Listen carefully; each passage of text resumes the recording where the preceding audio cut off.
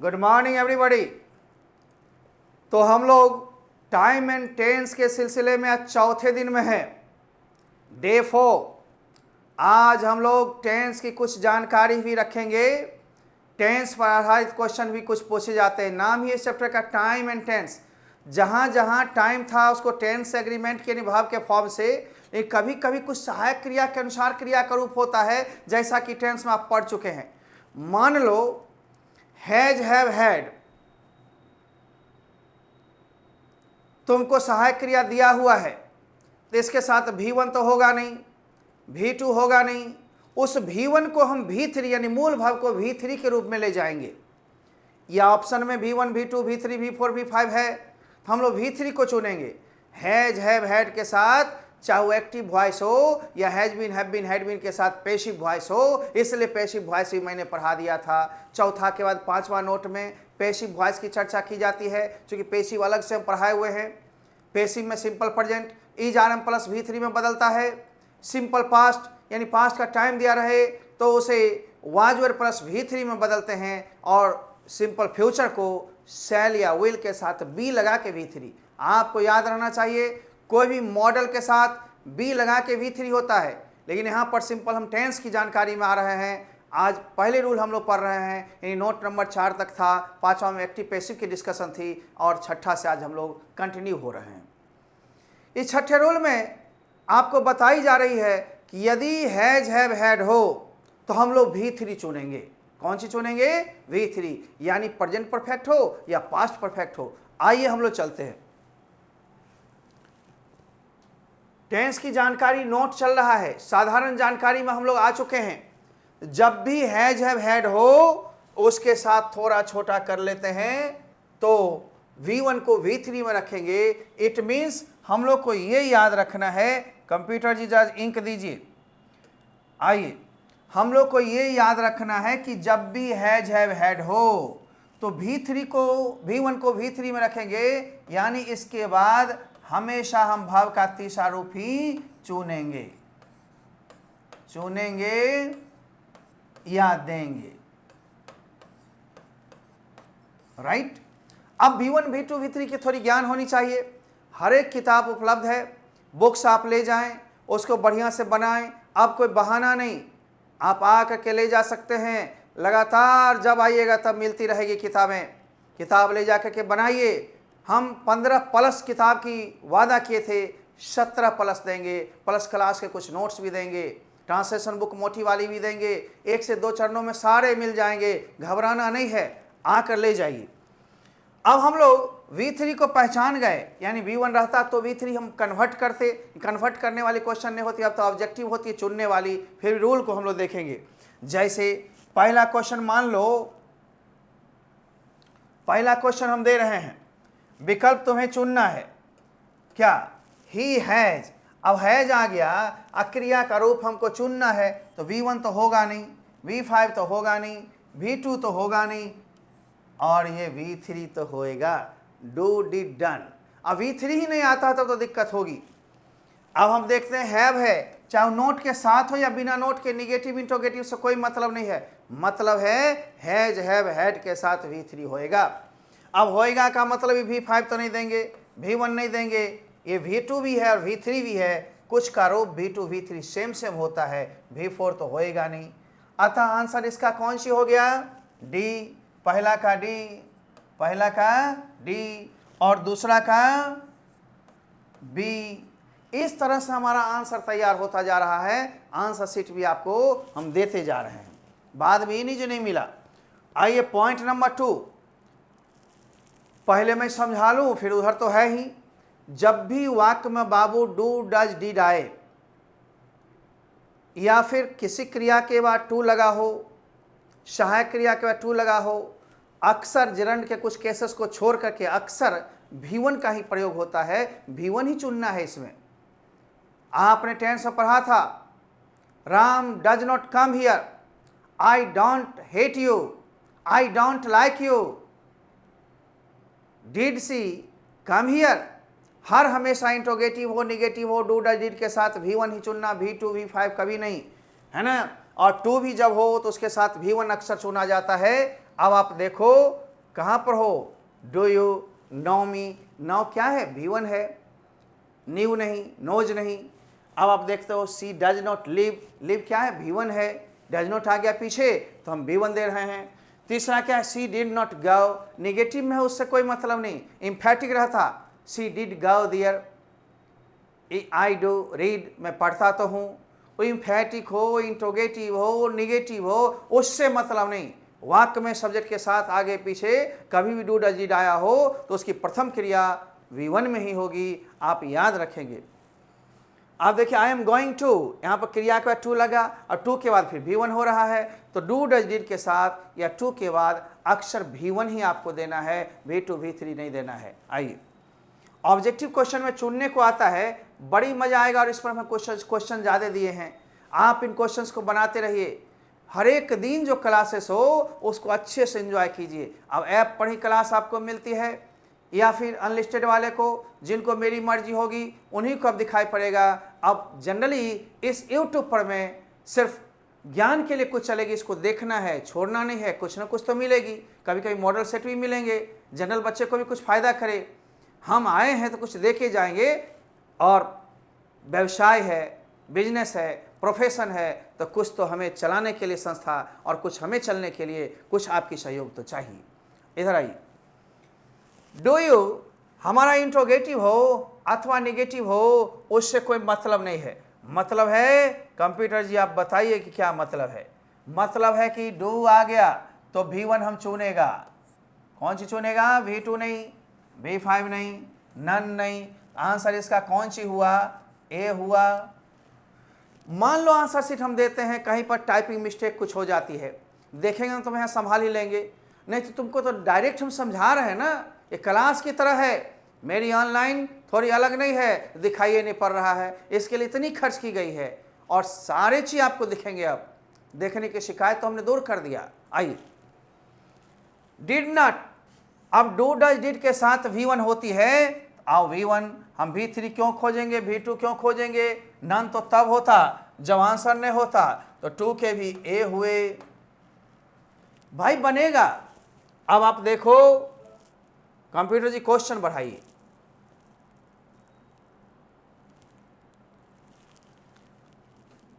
देखो डज आ गया interrogative mood में, उससे मतलब नहीं है, फिर V1 आएगा, V3 हैज के साथ नहीं, V2 नहीं, कोई नहीं, यानी तीसरा का भी ए हुआ।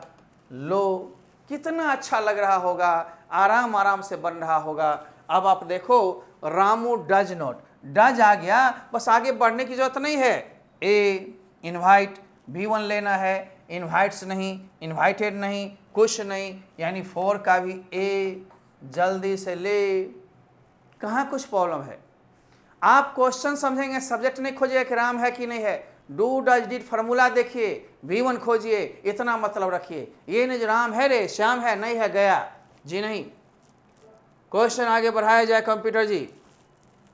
चौथा हो गया, पांचवा। ए भाई जरा देखते चलो, सिंपल है।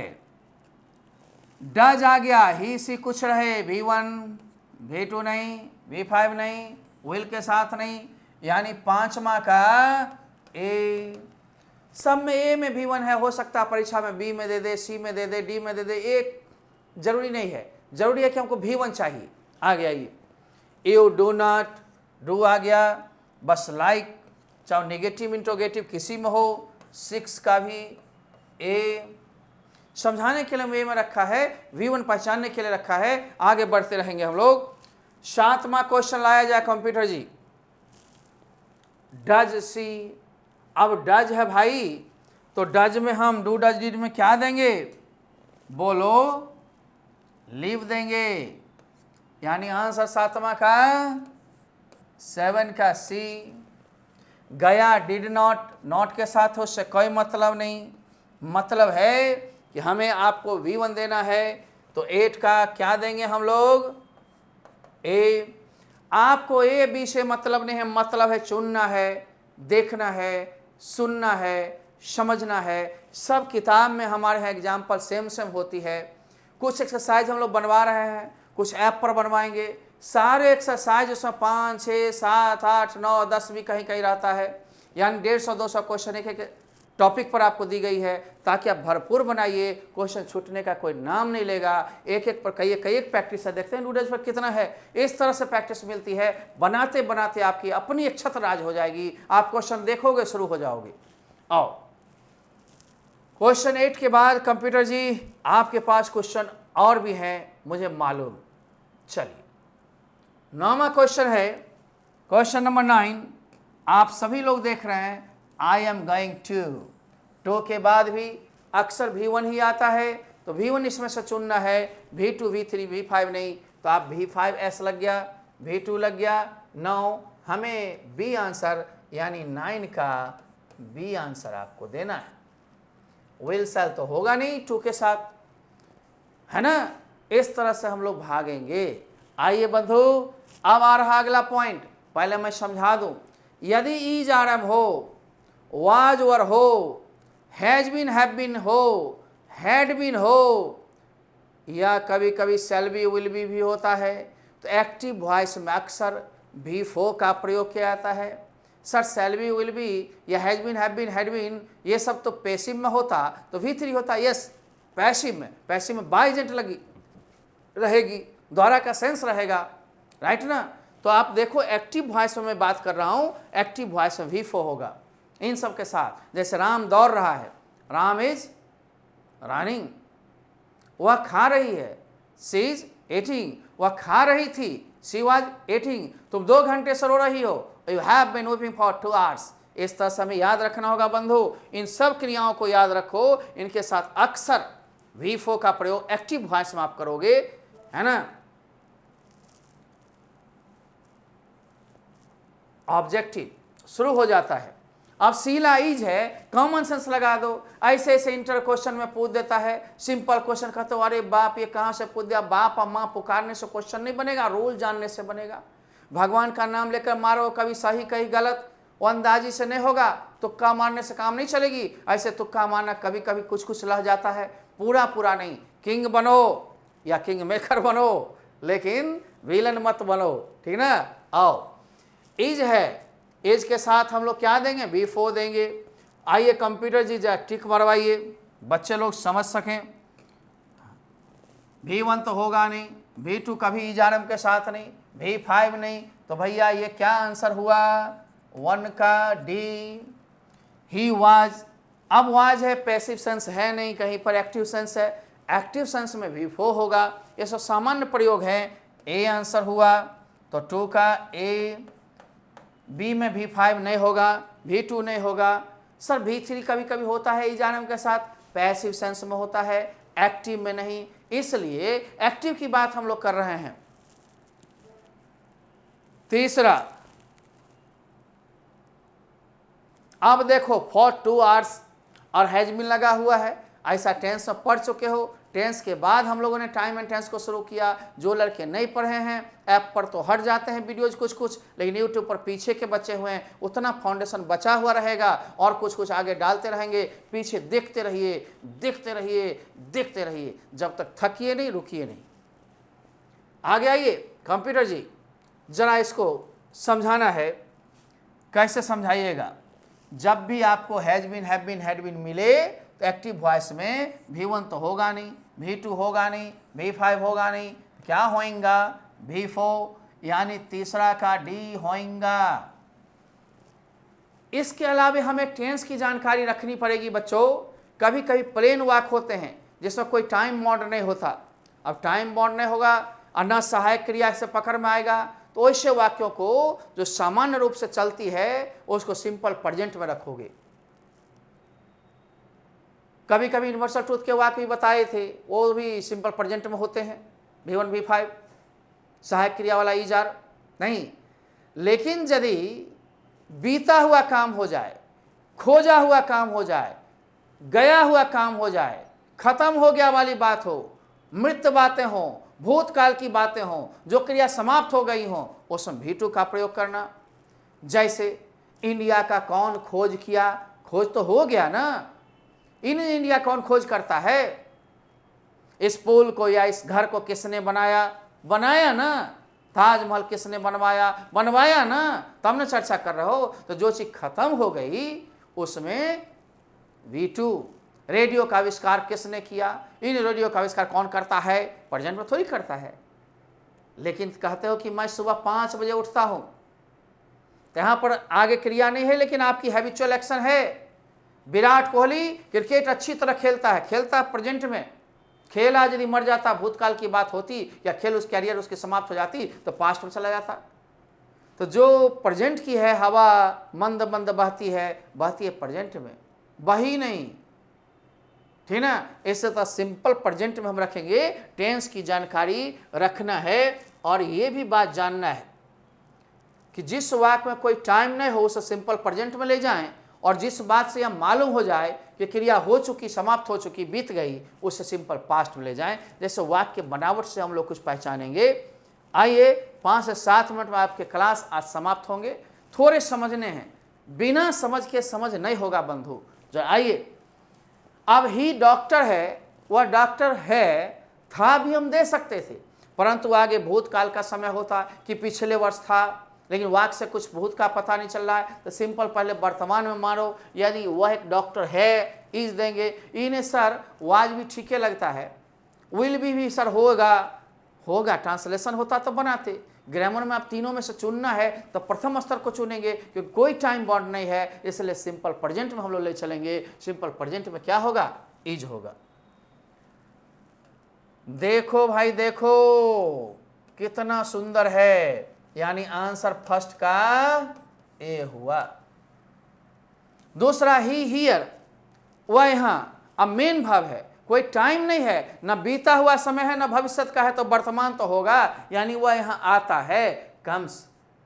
V1 V5 सिंपल प्रेजेंट, तो आपका 2 का आंसर कौन सी हो गया, बी।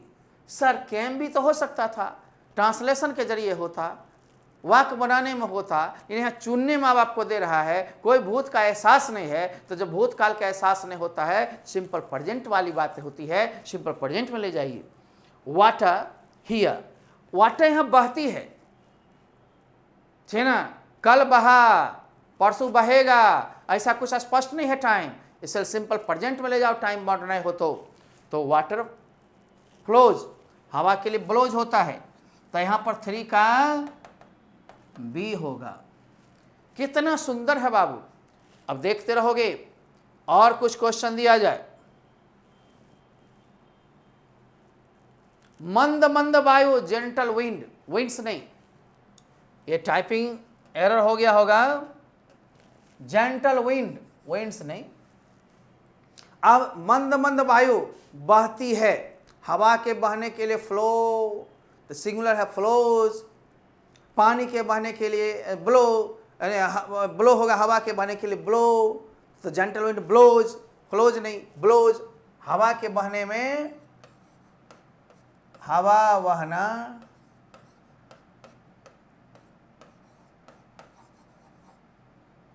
के लिए ब्लो, अब पानी बहना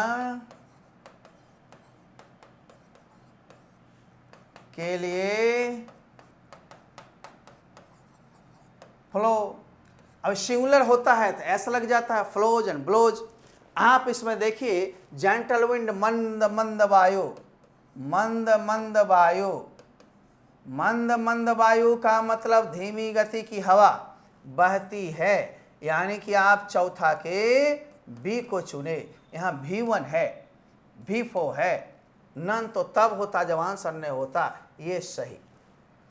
आई, मैं उठता हूं सवेरे, गेट अप अर्ली, ये हैबिचुअल एक्शन है, सब भूतकाल का नहीं, कल उठा था या परसों उठूंगा। जब सेंस पास्ट का नहीं हो, सेंस फ्यूचर का नहीं हो, तो समान हैबिचुअल एक्शन होती है या समान वर्तमान की वाक होती है। V1 V5 में ले जाइए। आई गेट अप, आई के साथ V1 होगा, V5 नहीं, गॉट नहीं, यानी 5वां का आंसर ए हुआ। जरा इन सबको मैं साफ कर देता हूं, आपके लिए अच्छा होएगा, क्लियर। चलिए छठा 6 क्वेश्चन। अब देखो भाई,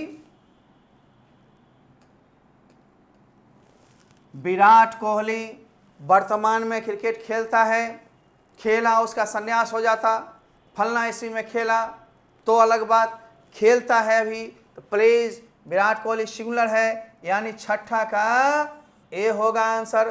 प्लेड नहीं, खेला नहीं, हैज प्लेड नहीं, खेल चुका है नहीं, परंतु जिस काम से भूतकाल में होने का बोध हो जाए उसे हम V2 यानी सिंपल पास्ट में रखेंगे। जैसे रेडियो का आविष्कार किसने किया, who invented the radio. Bharat का खोज किसने किया, हु डिस्कवर्ड इंडिया। इस पोल को किसने बनाया, हु बिल्ट दिस ब्रिज। इस तरह से हम लोग लेंगे। आगे आते हैं, हम देखते हैं सिंपल पास्ट। अब देखिए हु इंडिया माने डिस्कवर है, खोजना, खोजता है नहीं, वर्तमान में तो नहीं जाएगा, खोज चुका है, इसलिए पास्ट की बात हो रही है, कोई टाइम नहीं है, फिर भी वाक्य के सेंस के अनुसार एक आध क्वेश्चन कभी कभी दे देता है, तो इसको प्रैक्टिस लाएंगे हम लोग। यानी आंसर कौन सी हुआ 8 का, सी। मार्कोनी ने रेडियो को क्या किया, आविष्कार किया। ये नहीं आविष्कार करता है, आविष्कार करेगा, कर लिया। कर लिया का मतलब इन्वेंटेड, यानी दूसरा का सी आंसर होगा। ये देखो बंधु, हम लोग पहला में भी सी, दूसरा में भी सी, V1 तो होगा नहीं, V5 होगा नहीं, ये तो होएगा। इस तरह से हम लोग ले जाएंगे। जरा कंप्यूटर जी ये क्लियर कर रहे हैं, जिन वाक्यों से यह पता चलता है कि क्रिया हो चुकी है, ऑलरेडी समाप्त हो गई है, हो चुकी है, अतः V2 में ही उसको ले गए, और जिससे नहीं ये टाइम का पता चला उससे हम लोग वर्तमान में ले गए थे। ये याद रखेंगे, ये टेंस का कुछ टेक्निक है। इसके अलावा मनन करते रहें, दोहराते रहें, पढ़ते रहें, लेकिन यूट्यूब भी देखते रहेंगे। जब ऐप पूरी चालू हो जाए इसे छोड़ेंगे नहीं। नए बच्चे सब्सक्राइब करते रहें, लाइक करते रहें, उनके लिए स्पोकन और बेसिक भी कुछ दिन उस पर चलेगा, सब लोग देख सकते हैं, सबको फ़ायदा करेगा। आइए तब तक हम लेते हैं विदा। डोंट टेक चांसेस, चांस मत लीजिए, स्टडी विद द बेस्ट, है ना। हमेशा अच्छे से पढ़िए। I made English very easy, मैंने अंग्रेजी को बहुत आसान बनाया, समझाने का काम किया। फिर आप लोग कंटिन्यू रहिए, क्लास खुल जाती है तो दोहरे आप कॉन्फिडेंस में आ जाएंगे, बुक से बनाएंगे तेहरे कॉन्फिडेंस में आएंगे, परीक्षा में बैठते ही रंग दीजिएगा। Okay, bye bye.